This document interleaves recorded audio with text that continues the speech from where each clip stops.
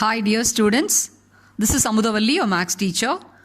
Welcome to Ammu Simple Maths for class 10 CBSE Mathematics. Now I am going to solve question number 10. This is the last question in your NCERT exercise 7.2, chapter 7 coordinate geometry. Let me read the question. Find the area of the rhombus if its vertices are 3, 0, 4, 5, minus 1, 4 and minus 2 and minus 1 taken in order, and a hint also given to compute the area of the rhombus as half of the product of its diagonals. It is nothing but half into d1 into d2.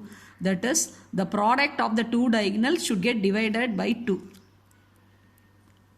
So this is the area of the rhombus formula. In your lower classes you have studied. By making use of this hint only we are going to solve. Okay. So here only the length of the diagonals only involved. So we are not going to make use of the section formula, and we are going to make use of the distance formula which you have already used in exercise 7.1 to solve many questions. Okay.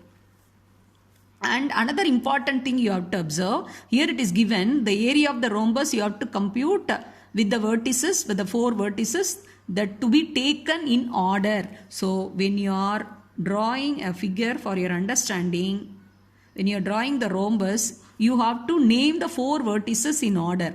Suppose A, you are fixing A here, means either clockwise or anti-clockwise. A, B, C and D. In this manner, in order you have to name them and you have to write the coordinates. A is 3, 0 and B with 4, 5 and C with minus 1, 4 and D with minus 2, minus 1.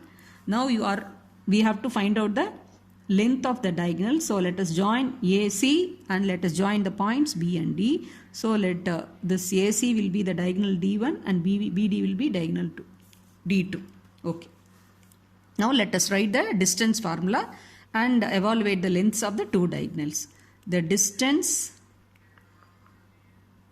between any 2 points is given by square root of x1 minus x2 the whole squared plus y1 minus y2 the whole squared, or otherwise square root of x2 minus x1 the whole squared plus y1 minus y2 the whole squared. Therefore, AC's length, that is D1 diagonal's length, that is square root of x1 minus x2. So 3 minus of minus 1 plus 1 the whole squared plus 0 minus 4 the whole squared. That implies square root of 4 squared plus 4 squared, that is 2 times 4 squared. So 4 squared, if you take outside, 4 root 2 units. And similarly we can find out the distance between the 2 points B and D, that is D2. Let us concentrate on the coordinates of the B and D.